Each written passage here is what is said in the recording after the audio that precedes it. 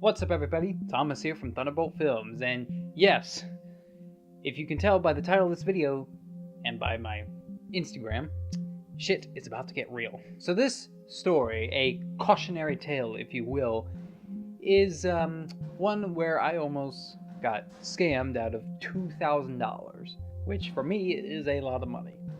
And money that I don't necessarily have. So as I said, this is a long story, so why waste any time? Let's get going. I don't really have much B-roll for this, so I've got my second camera set up that I'll be cutting to frequently.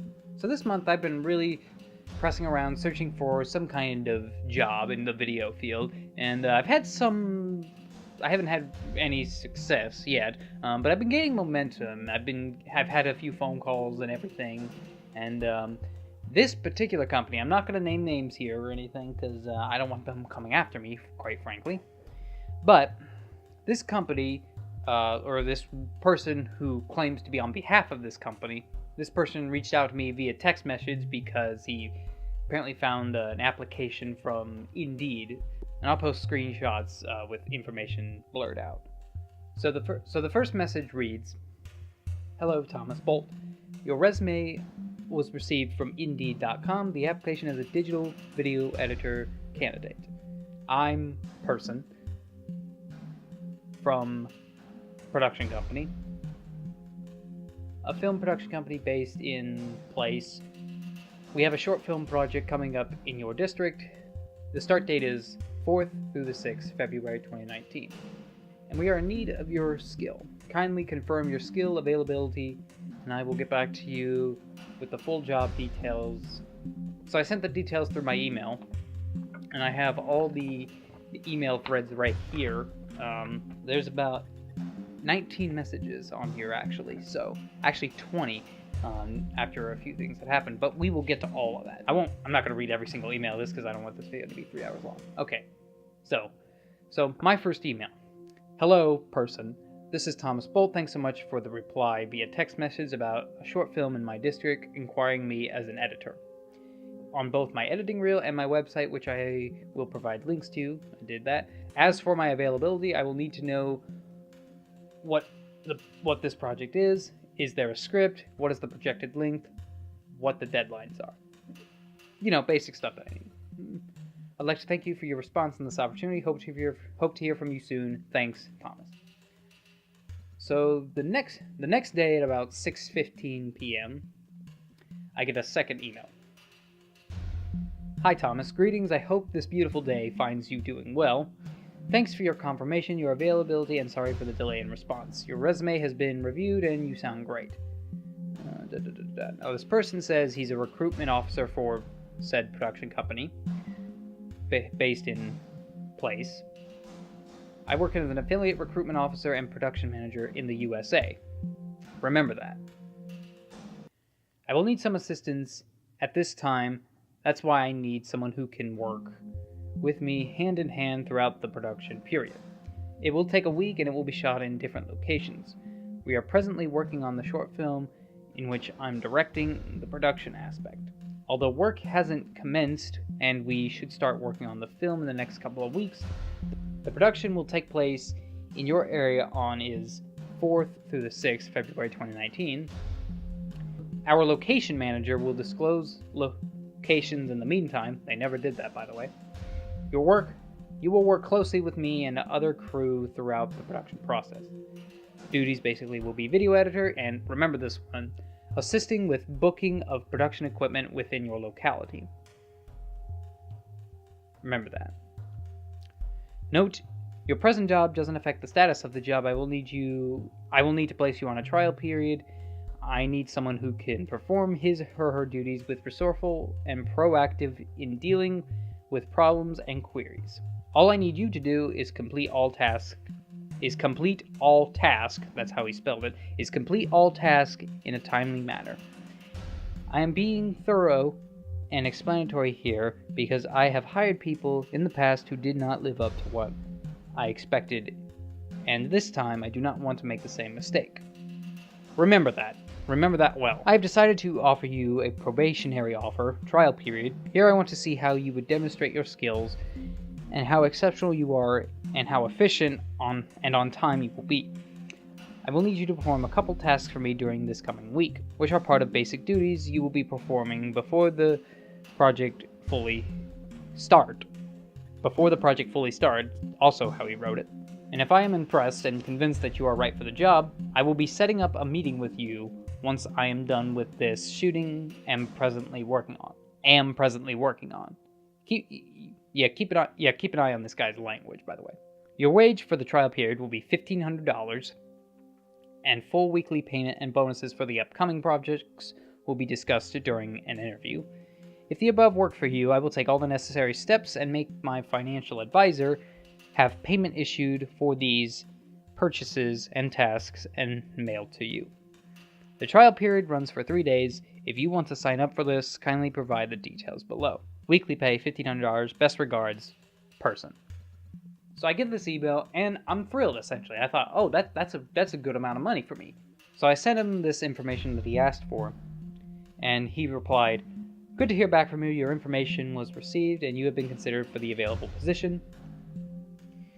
The title of the short film is title. You will receive a paycheck of your weekly allowance and also for booking the required production merchandise. We are trying to secure a warehouse in your area. As soon as we have them ready, you will need to meet with... Now this part I want you to remember. You will need to meet with the vendors on our behalf for booking prior to our arrival. Email goes on a little bit and it said, "Regards, person." And at that point, that's when in the back of my head I raised just a little bit of a question, just a smidge at that. As in, why does he want me to meet with the vendors of this certain warehouse location that I have no idea where it is or such? And you might be raising some red flags now, but remember, I'm still learning this stuff. So here's his next response. "Glad to hear back from you. Your information was received and has been processed for the paycheck. The paycheck will be delivered to your home. Keep an eye on your mailbox. We are trying to secure a warehouse and production equipment in your area. As soon as we have them ready, you will need to meet with the vendors on our behalf prior to our arrival. You will receive a check for payment of your weekly allowance and also for renting required production equipment. More information will be sent later, which includes set of instructions for each task you are to perform." Yeah, things are getting a little shady now. So a little further down the line, he says, "I want us to meet for an interview on Saturday, February 2nd at 11 a.m. at a local bed and breakfast here in my hometown." That's another sort of flag I was saying in the back of my head. If he's going to be here in this town, why does he need me to meet with the vendors? Why can't he just do that himself? And that's another thing. Looking back in hindsight, I was like, wow, there's a number of red flags, but at the time I didn't think much of it, which that was a bit of a mistake on my part. I fully admit that. So a few short messages go back and forth. Then we cut to Thursday, January 31st. "It's a pleasure to inform you that your paycheck has been processed, sent and will be delivered to your address tomorrow morning via FedEx. Your trial period begins on the 4th, and you will have to get yourself prepare for your trial days, and that is why we had to issue the check so as to get you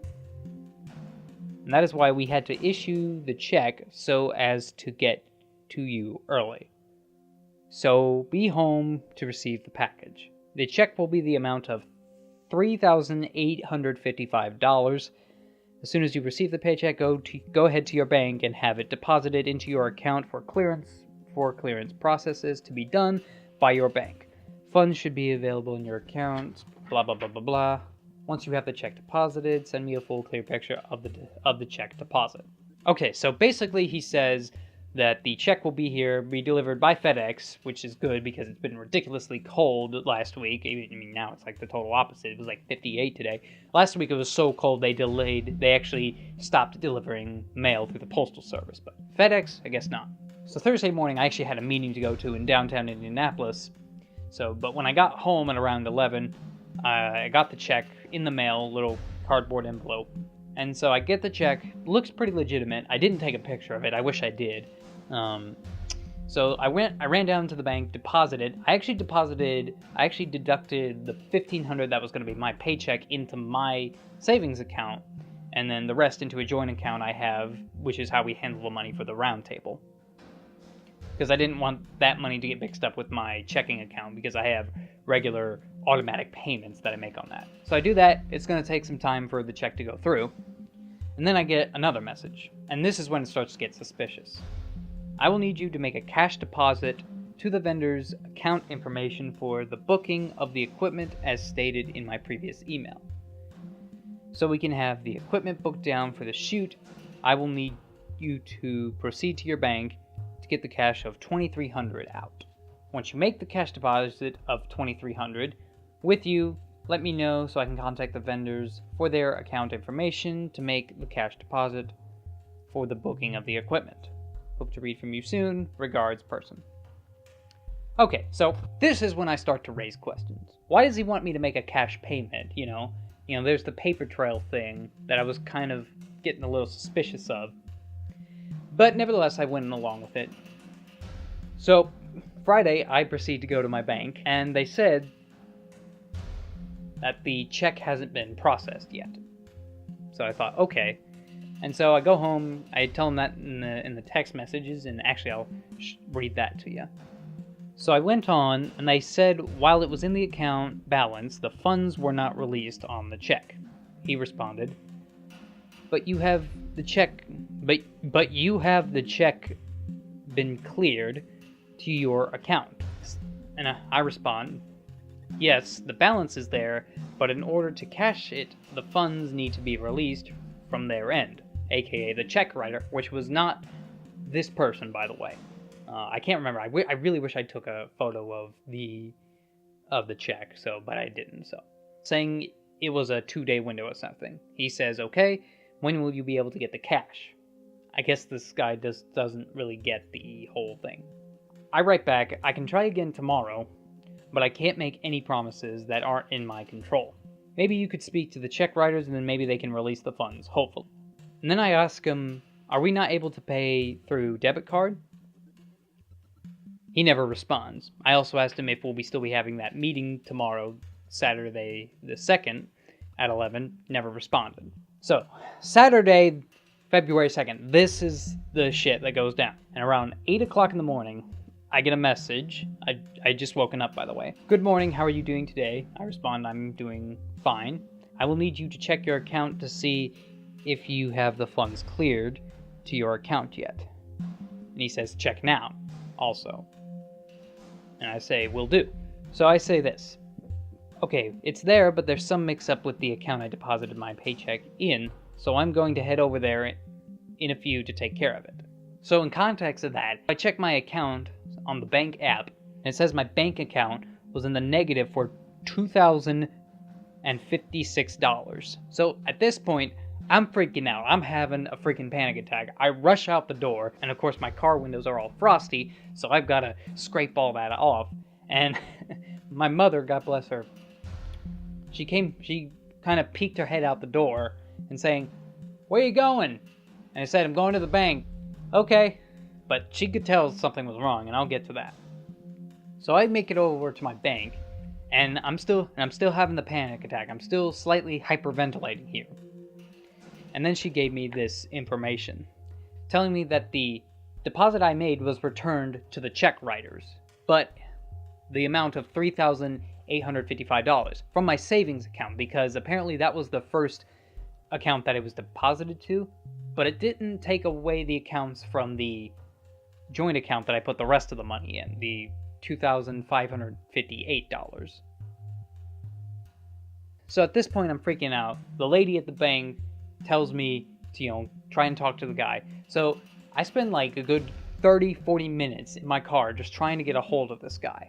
And I called him, or actually what I should say, I called the number that he supposedly provided for me like 8 times, and I left messages each time, and twice there was an answer, but one time, the first time nobody responded, the second time I heard a voice. So at this point, I'm freaking out. I drive around trying to clear my head, hoping that I'll get some kind of response for him. But then I go home in a panic frenzy, and then I go past my mother's room, and she, and God bless her, she knows when something is wrong with me. And she, as I was walking past, I was like, "Are you okay?" And I'm just like, "No." I told her what happened. Told her I was in a crisis, because that's what it was. And she came to the conclusion, as I did, that I had gotten scammed. So, yeah, so we talk about it for a little bit, and then she says I told her both accounts that I deposited the money into. Now, luckily, I wasn't completely screwed, because I hadn't given anyone any money at that point. The only thing I'd done with the money was deposit the check into the bank. So what my mother told me to do was transfer the money you have in that joint account back into your savings, and that'll get you out of the negative. I did that, and it did. And then the two of us went to the bank again, and we talked to the lady there, the same lady, and work things out and make sure that those people could never get a hold of my account ever again, or they won't try to run the check again. So we got that taken care of, and I blocked that guy on everything I have. Hey guys, Editor Thomas here, and I just wanted to let you know that I actually did get one more email from this guy before I blocked him on everything. So it was a little later in the afternoon. Actually, it was at 4:59 p.m. when I got this email.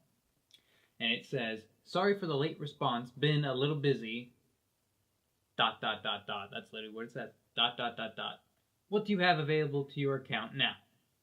That's all he said, question mark. Now keep in mind, he said this after I called him multiple times.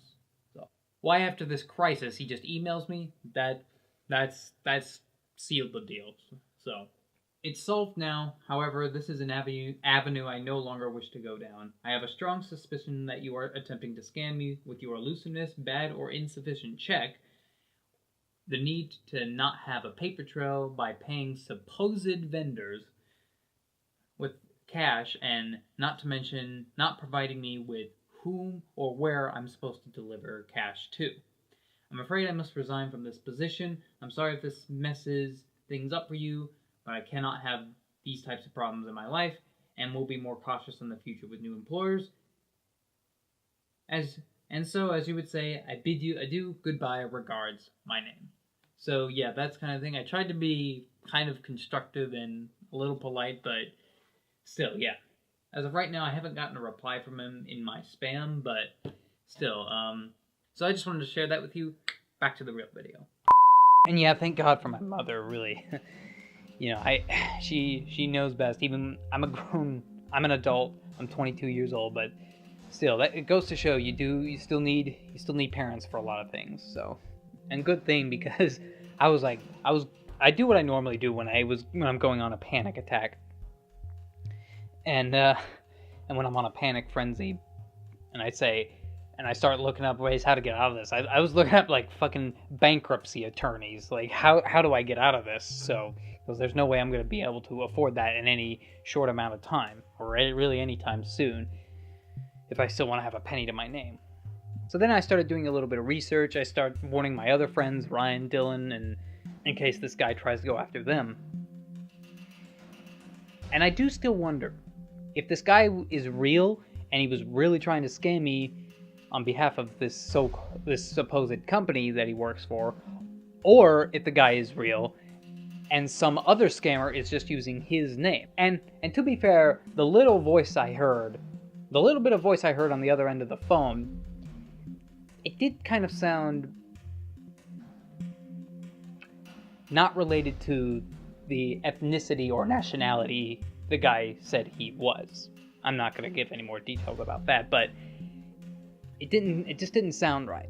And I have to say, if this guy is a scammer, whoever the scammer is a pretty crafty scammer. There's a lot of detailed information here and everything, and I have to admit, well played, but still, fuck you. And yeah, so that's about it. I'm out of breath, so I'm gonna make maybe one or two more videos in relation to scamming as a filmmaker, because I feel like there's not a lot of information out there in video form yet, so I feel like that's something I could really tap into. Something that as I'm learning, and hopefully other people won't have to learn the hard way like I did. So, Okay, guys, so that does it for me. Hope you enjoyed this story. Hope you found it cautionary at the least. If not, hope you found it entertaining or whatever. And yeah, so until next time, you can follow me on all my social media and head on over to ThunderBoltFilms.club. Thanks, guys, and I will see you next time. Bye-bye.